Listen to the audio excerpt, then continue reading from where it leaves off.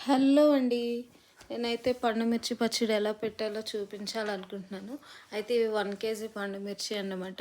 వీటిని నేను బాగా క్లీన్ చేసేసి తొడిమలు బాగా తుడిచేసాను తడి లేకుండా. అండ్ తొడిమలు తీసేసి చిన్న ముక్కలుగా కట్ చేస్తున్నాను. యాక్చువల్లీ ఇవి మా చిన్నక్క తీసుకొచ్చి ఇచ్చిందన్నమాట. ఈ పచ్చడి కూడా నేను ఎప్పుడు పెట్టలే, ఫస్ట్ టైం పెట్టాను. అయితే దీన్ని ఎలా పెట్టాలో అక్కనే అడిగితే చెప్పిందనమాట. తను ఎలా అయితే చెప్పిందో నేను ఆ విధంగానే పెట్టా. ఇక్కడ నేను డీటెయిల్స్ మెన్షన్ చేశానండి. ఆ విధంగా చింతపండు, సాల్టు, మెంతి పొడి అండ్ కొంచెం పసుపు వేసి సరిపడినంత వీటన్నిటిని మిర్చిని చిన్న చిన్న ముక్కలు కట్ చేసి మిక్స్ చేసి పెట్టేశానండి.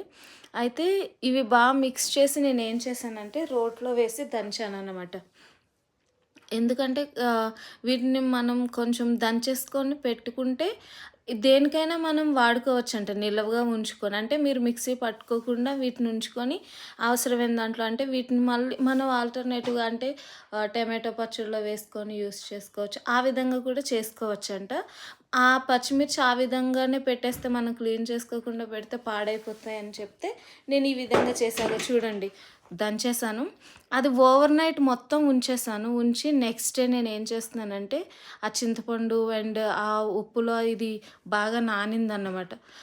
అంటే ఏమంటారు, ఊరిందన్నమాట. ఊరిన తర్వాత నేను మిక్సీ పట్టేసాను.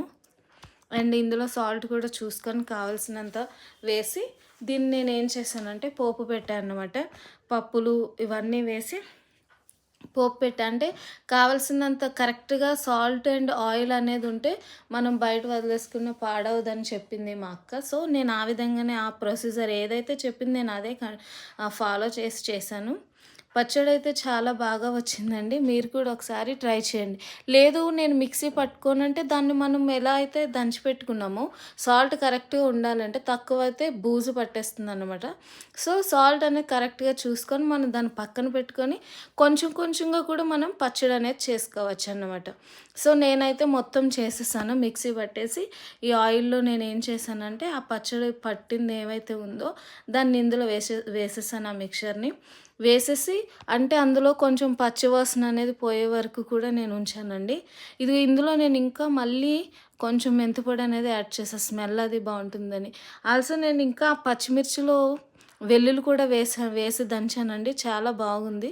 మీరు కూడా ఒకసారి ట్రై చేయండి. ఇది పచ్చి వాసన వచ్చే వరకు వేయించి అది చల్లారిన తర్వాత ఒక డబ్బాలో తీసి పెట్టేసాను నేను. సో, నచ్చితే మీరు కూడా ఒకసారి ట్రై చేయండి. నా ఛానల్ సబ్స్క్రైబ్ చేయండి. Thank you so much.